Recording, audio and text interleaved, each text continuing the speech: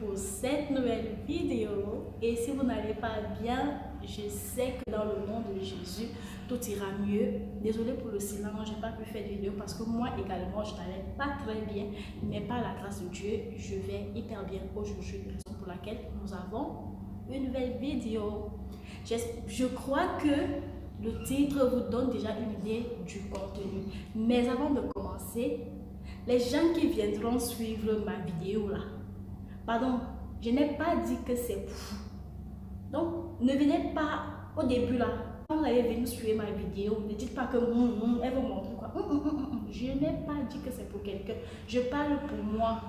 Maintenant, si Dieu te touche au travers de ce que je suis en train de dire, alléluia. Donc, il faudrait que nous soyons très d'accord là-dessus. D'accord là-dessus. Sans toutefois tarder, je vous invite à me suivre, vamos, et allons voir ce que la vidéo est en train de dire. Pourquoi est-ce que j'ai décidé de ne plus mettre les ongles? Oui. À la base, pour ceux qui me connaissent savent que j'ai des ongles vraiment très jolis. Mon sabre peut me vanter. Donc Dieu m'a donné. Quand Dieu donne, il faut être reconnaissant. Pour ceux qui ne me connaissent pas, je vous donne l'occasion de découvrir ou même regarder. Donc à la base, j'ai des ongles naturels vraiment très jolis, parfois très confondus même à la pose. Donc là, je me vante.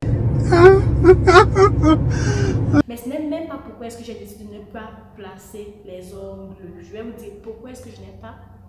J'ai décidé de ne plus placer les ongles.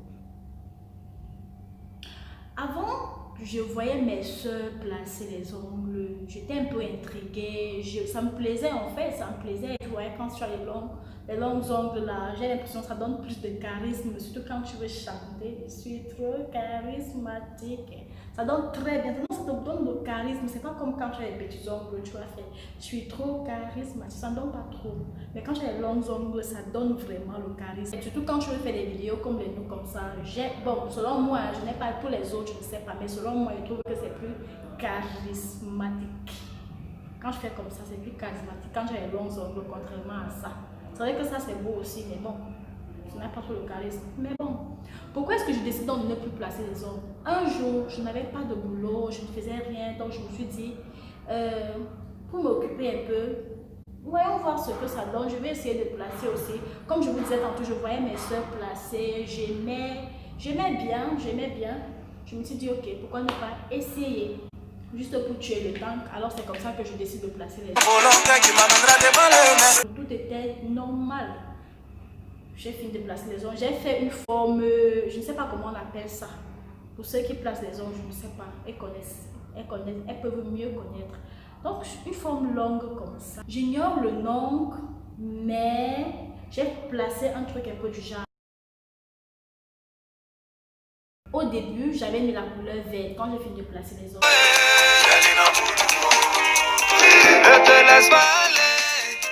Franchement, j'ai aimé. Donc, c'était vraiment.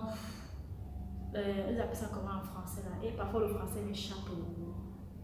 Léger, voilà, léger.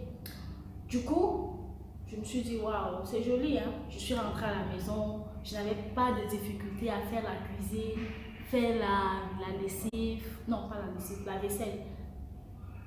C'était ok. La lessive, non, je n'avais pas de problème parce que la machine s'occupe de ça. Je pouvais vraiment pas de difficulté à travailler. C'était normal, c'était vraiment très beau comme mes soeurs me disaient d'ailleurs. Donc, du coup, je lui ai dit, ok, je vais commencer, je vais adopter le style en fait. 2 jours après la pose des ongles, le deuxième jour, c'est-à-dire le deuxième jour, je me suis réveillée le matin, j'ai fait ma prière matinale, mais avant de faire ma prière matinale, j'ai eu envie de faire pipi. Donc je suis partie faire pipi et puis je suis revenue.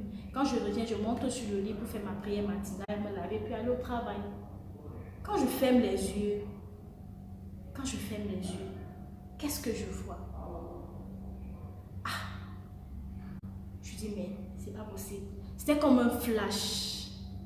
Pour ceux qui viendront me dire que comment tu sais que c'est Dieu qui t'a dit et tout, il faudrait qu'on sache que chacun en tant qu'enfant de Dieu, tout le monde doit connaître comment est-ce que le Seigneur lui dit des choses. Parce qu'il y a parfois, ton intuition peut te parler. Parce que oui, ton intuition te parle, peut te dire des choses. Toi, tu vas penser que c'est Dieu qui est en train de te dire des choses. Ou encore, Dieu peut te dire des choses, quelque chose, et toi tu vas penser que c'est ton intuition qui est en train de te dire ça. Maintenant, comment faire pour avoir le discernement? Pour ne pas être dans la confusion entre ces deux, entre la voix de Dieu et ton intuition. Il faut avoir une intimité avec le Seigneur. Il faut avoir une alliance solide avec Dieu afin d'avoir le discernement.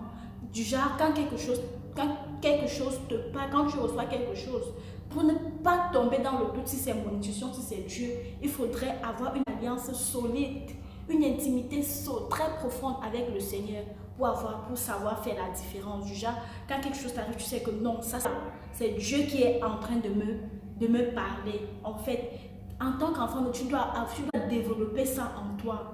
Il faut apprendre. Si c'est que tu ne connaissais pas encore comment est-ce que le Seigneur te parle, je t'invite à chercher à développer cette manière-là, à savoir comment est-ce que Dieu te parle, comment est-ce que Dieu te ramène à la raison, soit par un signe, soit par un rêve, soit par un ami, soit par un prophète, je ne sais pas quoi. Dieu ne nous parle pas de la même façon. Et la Bible dit que Dieu nous parle, oui c'est vrai, Dieu nous parle. La Bible dit que Dieu nous parle pas des songes, pas des rêves, pas des visions, mais toi là, ta manière là, c'est laquelle? Façon Dieu te parle là, c'est laquelle? Il faudrait que tu saches ça, développe ça en toi. Comme ça, tu ne seras plus dans la confusion entre ton intuition et la voix de Dieu. C'était juste une petite parenthèse, nous continuons l'histoire. Pendant donc je ferme mes yeux pour commencer ma prière, je reçois comme un flash une émoticône. C'était genre, quand c'est quelque chose comme ça, bah, une émoticône, il y a dans WhatsApp, il y a une émoticône, c'est une émoticône ça reflète en fait le signe de je sais pas, une tête de mort, donc une tête de diable, pas tête de mort, avec des cornes comme ça. C'est cette émoticône que j'ai vue. I was like, oh, what is that? Mais Seigneur, c'est quoi ça? Je comprends pas. En fait, où est le rapport? Mais sinon, quelque chose me disait que le Seigneur veut te prévenir de quelque chose. Surtout que j'étais même sur le point de prier.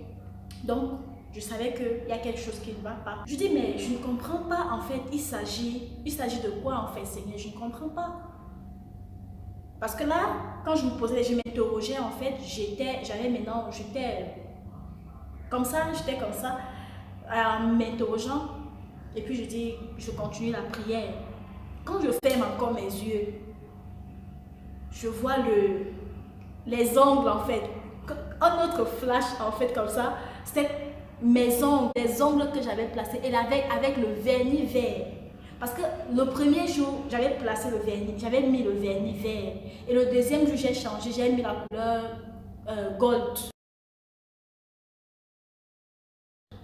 Donc, quand je vois le flash sur mes ongles, c'était plutôt en couleur verte, comme au premier jour. Je me suis dit, mais c'est quoi ça? Jusque-là, je n'étais pas toujours claire, ce n'était pas clair en fait. C'est là où en fait, je reçois, l'Esprit de Dieu m'enseigne plus.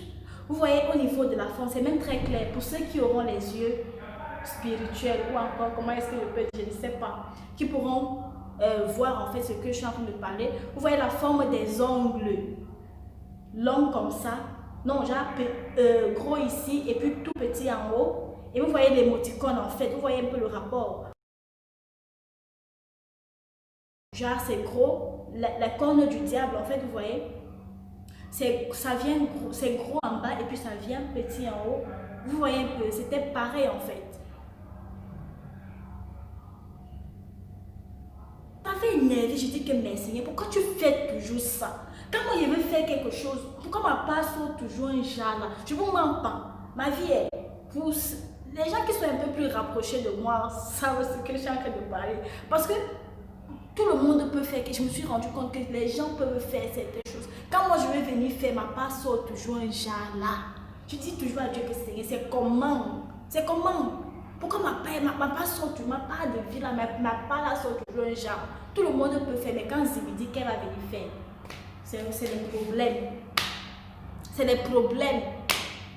Tu vas faire comment, n'est-ce pas? Tu te soumets à la volonté de Dieu. Tu as le choix. Tu as le choix. Quand il t'a choisi, tu étais là. Hein? J'ai dit ok, j'ai compris, non, c'est le boss. C'est lui le boss, le père, c'est le boss. Je vais faire comment? Il fallait juste que je m'aligne.